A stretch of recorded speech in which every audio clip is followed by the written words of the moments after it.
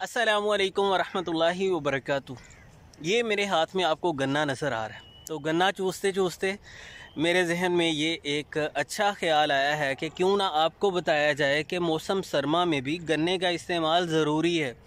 और आपको अगर ये मिले तो आपने छोड़ना नहीं है, क्योंकि मौसम गर्मा का तो हमें पता ही है। हर कोई कोशिश करता है गन्ने के रस का इस्तेमाल किया जाए। वो बदन को फरहत ताजगी देता है, घबराहट बेचैनी के असरात को दूर कर देता है।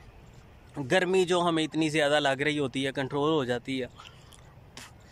तो जान लीजिए कि मौसम सरमा में भी आपको गन्ने का इस्तेमाल ज़रूर करना है। आप इस हकीकत से इनकार नहीं कर सकते कि सर्दियों में हम पानी पीना तो भूल ही जाते हैं। तलब नहीं होती, प्यास नहीं लगती, हम बिल्कुल इस चीज़ की तरफ तवज्जो नहीं करते कि मैंने दिन भर में पानी नहीं पिया या बहुत कम पिया तो मैं कुछ पानी पी लूँ। मतलब इस तरफ जहन जाता ही नहीं है, क्योंकि बदन को ज़रूरत महसूस नहीं होती। मौसम ठंडा होता है, घबराहट बेचैनी नहीं होती, तो हम पानी ना पीने के बराबर पीते हैं। उससे बॉडी में डिहाइड्रेशन हो जाती है, पानी की कमी हो जाती है, जिसे इब्तदाई तौर पर हम महसूस नहीं करते, लेकिन अंदर ही अंदर वो हमारे बदन को नुकसान पहुंचाती है, जिससे कई एक पेचीदा मसाइल बन जाते हैं जो हमारी इस वीडियो का मौजू नहीं है। बस ये समझ लीजिए कि मौसम सरमा में डिहाइड्रेशन, पानी की कमी के ख़तरात बहुत बढ़ जाते हैं कि बदन में पानी की कमी हो जाएगी और फिर उससे कई एक मसाइल बन जाएंगे। तो गन्ने के अंदर अल्लाह रब्बुल इज़्ज़त ने रखे हुए हैं बहुत ज़्यादा इलेक्ट्रोलाइट्स जो हमें डिहाइड्रेशन से बचाते हैं, हमारे बदन को सैराब करते हैं। गन्ना फ़ौरी तवानाई का ज़रिया है, क्योंकि ये हमारे बदन को अंदर से सैराब कर देता है, हमें पानी की कमी से महफूज रखता है, इंस्टेंट एनर्जी फ्राहम करता है, पूरी बॉडी को तवानाई दे देता है। ये खुश्की का ख़ात्मा करता है, जल्दी मसाइल से हम महफूज रहते हैं। मौसम सरमा में बहुत ज़्यादा जल्दी मसाइल बनते हैं खुश्की की वजह से। तो ये हमारी जल्द को तरोताज़ा रखेगा, चमकदार रखेगा, हम हशाश बशाश फ्रेश नज़र आएंगे और जल्दी मसाइल से भी महफूज रहेंगे। ये हमारे लीवर को डिटॉक्स कर देता है, यानी सीमी मादों को, जहरीले असरात को जिगर से निकालता है, जिगर के अफ़ाल को बेहतर बनाता है।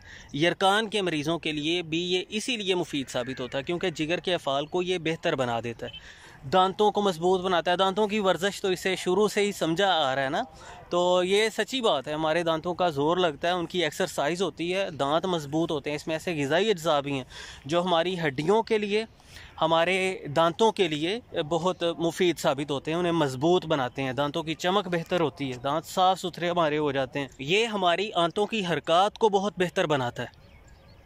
पुरानी कब्ज़ में गन्ने का रस या इस तरह गन्ना चूसना बड़ा मुफीद साबित होगा। कॉन्स्टिपेशन का ये बेहतरीन इलाज है।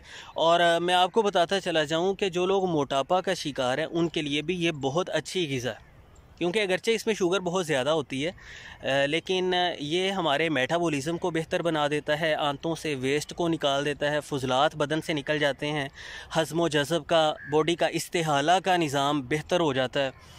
तो चूँकि आंतों की हरकत भी बेहतर हो जाती हैं, वेस्ट भी आंतों से निकल जाती है, ग़िज़ा अच्छे से हज़म भी होना शुरू हो जाती है, तो फिर इससे ज़ायद फ़ैट जो बॉडी में चर्बी जमा है वो पिघलना शुरू होगी।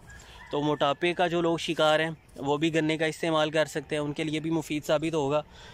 भूख को बेहतर बनाएगा। ये बेहतरीन डायरेटिक है, पेशाब खोल के लाता है, गुर्दे मसाने की पथरी को खारिज करने में मददगार साबित होता है, बदन में फ़रहत तरोताज़गी पैदा करता है, बेख्वाबी को इंशाल्लाह दूर करने में मैं समझता हूँ कि मददगार साबित होगा। बेहतर नींद आएगी आपको इसके साथ। तो आपको मौसम सरमा में भी गन्ने का इस्तेमाल करना है, सेहतमंद रहना है। इसमें जो अनगिनत फ़वाइद मुज़मर हैं वो हासिल करने हैं। दोस्त अहबाब के साथ भी इस पैगाम को शेयर कीजिएगा। अच्छा, ये बताता चला जाऊँ कि शुगर पेशेंट्स को गन्ने से गुरेज़ ही करना चाहिए। अगरचे कुछ स्टडीज़ कहती हैं कि ये सेफ़ है, लिया जा सकता है, लेकिन ज़्यादा बेहतर यही बात मालूम होती है कि उन्हें गन्ने से गुरेज़ करना चाहिए। तो बाकी हर कोई ले सकता है और फ़ायदा उठा सकता है। इस मुफीद पैगाम को दोस्त साहब आपके साथ शेयर करना ना भूलिएगा। चैनल पर अगर आप नए हैं या अभी तक सब्सक्राइब नहीं किया तो सब्सक्राइब ज़रूर कीजिए। मिलते हैं इंशाल्लाह नेक्स्ट वीडियो में। अल्लाह हाफिज़।